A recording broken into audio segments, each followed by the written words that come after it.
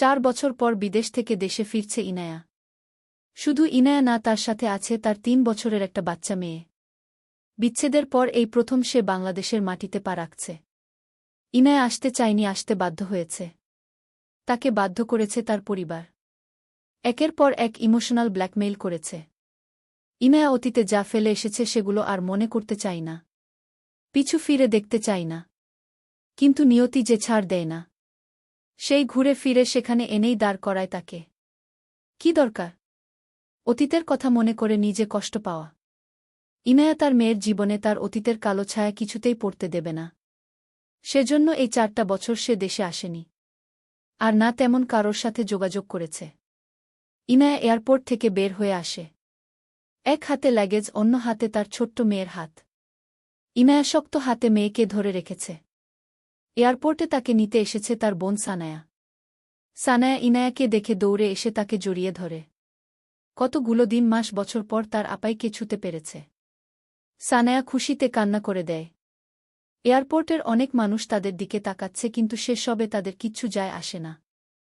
দুজনকে কাঁদতে দেখে ইনায়ার মেয়ে ছোট্ট মর্ম আদৌ আদৌ কণ্ঠে বলল, মাম্মাম, তোমরা কি বাবু? এভাবে কান্না করছো কেন? লোকে দেখলে তোমাদের পচা বলবে। মর্মর কথায় ইনায়াকে ছেড়ে দেয় সানায়া। ছোট ছোট চোখে মর্মর দিকে তাকায়। সানায়া এতক্ষণ খেয়াল করেনি এখানে যে তার ছোট্ট প্রিন্সেস আছে।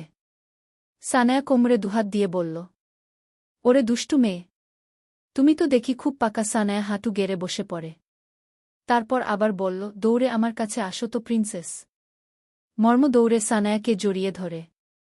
সানায়া পরম যত্নে মর্মকে বুকের সাথে মিশিয়ে নেয়। তার বোনের মেয়ে মানে তার মেয়ে। মর্ম বলল, মিমি তুমি খুঁজ পচা? মর্মর কথায় সানায়া অবাক হয়ে বলল, মিমি পচা হলো কেমনে শুনি?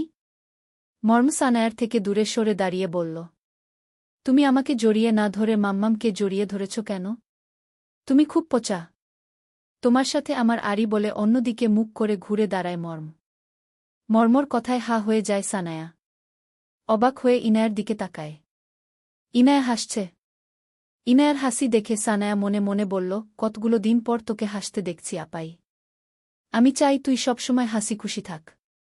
সানায়া নিজের ভাবনা থেকে বেরিয়ে বলল, আপাই তোর মেয়ে তো খুব পাজি। শুধু পাকা পাকা কথা। ইনায়া হেসে বলল, কেবল তো শুরু। দেখ ওর জ্বালা শিতে পারিস কি না। সানায়া ভাব নিয়ে বলল, উহু, আমি পারব না এমন কোনো কাজ আছে এই পৃথিবীতে? আমি সানায়া সব পারি। তোর মেয়ে এখন আমার মেয়ে। দেখে নিস কিভাবে ওরে সামলায়। সানায়া মর্মকে কোলে তুলে নেয়। ইনায়াকে বলল, আপাই পার্কিং লটে গাড়ি আছে, চল এবার সেখানে যাওয়া যাক। ইনায়া মাথা নেড়ে হ্যাঁ বলল। কিছুক্ষণ হেঁটে গাড়ির কাছে আসে তারা। মর্ম সানায়ার কোলে। সানায়া গাড়ির দরজা খুলে মর্মকে সিটে বসায়। ইনায়ার হাত থেকে লাগেজ নিয়ে গাড়ির পিছনে রেখে আসে। সানায়াকে লাগেজ নিয়ে যেতে দেখে ইনায়া বলল, সানু তুই লাগেজ নিচ্ছিস কেন? ড্রাইভার কোথায়? সানায়া কিছুক্ষণ চুপ থেকে বলল, আপাই উনি তো গাড়িতে। তিনি না নিয়ে ওখানে বসে আছেন কেন? উনি বসে আছেন বিধায় তাকে আর নামতে বলিনি। সামান্য কাজই তো, তাই আমি করলাম। ইনায়া উকি দিয়ে দেখার চেষ্টা করে ড্রাইভার কে। সানায়া ইনায়ার হাত ধরে বলল, আপাই উকি ঝুঁকি মারছিস কেন? বাসায় যেতে হবে। সবাই আমাদের জন্য অপেক্ষা করছে। ইনায়া কিছু না বলে চুপচাপ গাড়িতে গিয়ে বসে পড়ে। সানায়াও নিজের সিটে বসে। ইনায়ারা গাড়িতে বসলে গাড়ি স্টার্ট দেয়। ইনায়া ড্রাইভারের পোশাক দেখে বলল, সানু, ড্রাইভারের এই পোশাক? আমাদের বাড়ির ড্রাইভাররা তো এমন পোশাক পরে না। হঠাৎ উনি এমন পোশাক পরছে কেন? ইনায়ার এত প্রশ্ন করা দেখে সানায়া বলল, উফস আপাই, তুই এখনও উনাকে নিয়ে পড়ে আছিস? উনার যা ইচ্ছা হয় পড়ুক, তাতে সমস্যা কোথায়? তুই এতদিন পর বাসায় যাচ্ছিস, নিজের পরিবারের কথা ভাবনা। তারা তোকে দেখে কতটা খুশি হবে। সানায়ার কথায় সুরু চোখে তাকায় ইনায়া। ইনায়া প্রথম থেকে লক্ষ্য করছে তার বোন ড্রাইভারকে সামনে আসতে দেয়নি। ড্রাইভারের কথা বললে বারবার এড়িয়ে যাচ্ছে। ইনায়া মনে মনে ভাবে, সামনে যে গাড়ি ড্রাইভ করছে সে কি আদৌ ড্রাইভার নাকি অন্য কেউ? ড্রাইভার হলে সামনে কেন আসবে না? সে যাই হোক না কেন, তাতে আমার কি? সানায়া মনে মনে সামনে থাকা ড্রাইভারকে আচ্ছা করে বকছে। তার জন্য তাকে কথা ঘুরাতে হচ্ছে। কিছুক্ষণের মধ্যে তারা চৌধুরী বাড়ির সামনে চলে আসে। ইনায়া গাড়ি থেকে নেমে পড়ে। সানায়া মর্মকে নিয়ে নামে। ইনায়ার কাছে মর্মকে দিয়ে লাগেজ বের আনে।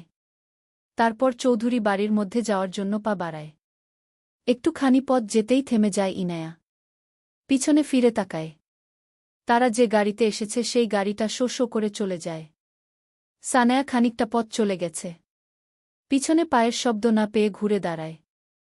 ইনায়াকে দূরে দাঁড়িয়ে থাকতে দেখে বলে, আপাই দাঁড়িয়ে আছিস কেন? ভিতরে চল। হ্যাঁ চল। অতঃপর চৌধুরী বাড়ির সদর দরজায় এসে দাঁড়ায়। সানায়া মর্মকে কোলে নিয়ে দাঁড়িয়ে আছে। ইনায়া দরজার কাছে কাপা কাপা হাতে দরজায় হাত দেয়। ইনায়ার চোখে পানি টলমল করছে। যে কোনো সময় তা নিচে গড়িয়ে পড়বে। ইনায়া হাত সরিয়ে নেয়। পিছনে সানায়ার দিকে তাকায়। সানায়া ইশারা কলিং বেল বাজাতে বলে। ইনায়া কাপা কাপা হাতে এবার কলিং বেল বাজায়। দুবার বাজাতেই কেউ দরজা খুলে দেয়। ইনায়া দুকদম পিছিয়ে যায়। দরজার সামনে দাঁড়িয়ে আছে তার মা। ইনায়াকে দেখে তিনি আবেগ উৎফুল্ল হয়ে যায়। ইনায়াকে জড়িয়ে ধরে হাউমাউ করে কান্না করে দেন। ইনায়া মাকে পেয়ে ঝাপটে জড়িয়ে ধরে কেঁদে দেয়। মা মেয়ের এমন দৃশ্য দেখে সবাই এগিয়ে আসে। ইনায়ার মা তাসলিমা চৌধুরী কান্না মাখা গলায় বললেন, কেমন আছিস মা? ইনায়া কাপা কাপা কণ্ঠে বলল, আমি ভালো আছি মা। তোমরা কেমন আছো? তোকে ছাড়া আমরা কি করে ভালো থাকি মা? তুই ছাড়া যে আমরা কেউ ভালো নেই। এভাবে বলো না মা। আমার খুব কষ্ট হয়। সবাই দেখি মাম্মামকে নিয়ে পড়ে আছে। এখানে যে আরও একজন আছে সেটা কি কেউ দেখছে না? ছোট্ট মর্মর কথায় সবাই হেসে উঠল। তাসলিমা চৌধুরী ইনায়াকে ছেড়ে মর্মকে কোলে নেয়। ছোট্ট মর্ম সবার সাথে খুব মিশে গেছে। ড্রয়িংরুমে উপস্থিত আছে ইনায়ার বাবা রফিক চৌধুরী, বড় চাচা রাশেদ চৌধুরী, বড় চাচি রোমেনা চৌধুরী। ইনায়ার বড় চাচার একটা ছেলে। এখন সে এখানে নেই। এমনি দেশে আছে কি না ইনায়া জানে না। তাদের আর কোনো সন্তান নেই। আর ইনায়ারা দুই বোন। ইনায়া বাবা চাচার সাথে কুশল বিনিময় করে। ইনায়ার ছোট চাচ্চু বিদেশ থাকেন তার পুরো পরিবার নিয়ে। ইনায়া এই 4 বছর তাদের বাসাতেই থেকেছে। সেখানে থেকে নিজেকে তৈরি করেছে। সাথে তার বাচ্চা মেয়েকেও। চিরচেনা বেলকনিতে দাঁড়িয়ে আছে ইনায়া। মর্ম ঘুমিয়ে গেছে অনেকক্ষণ আগে। একা একা দাঁড়িয়ে আছে। রাত অনেক হয়েছে। ইনায়ার চোখে ঘুম নেই। ইনায়া রুম থেকে বের হয়ে ছাদে আসে। ছাদের কর্নারে দাঁড়িয়ে আছে এক যুবক। ইনায়া দূর থেকে দেখতে পারছে যুবকে দাঁড়িয়ে ফোনে কথা বলছে। তবে এত রাতে তাদের বাসায় একটা ছেলে কোথা থেকে আসবে? আর ছাদেই বা আসল কিভাবে? ইনায়ার মনে প্রশ্ন জাগে। তারপর এক পা দুপা করে কর্নারের দিকে এগিয়ে যায়। কাপা কাপা গলায় বলল, কে ওখানে? চলবে। পাশানি তুই। লেখনিতেছ নিয়াতাবাচ্ছু মনি। সূচনা পর্ব।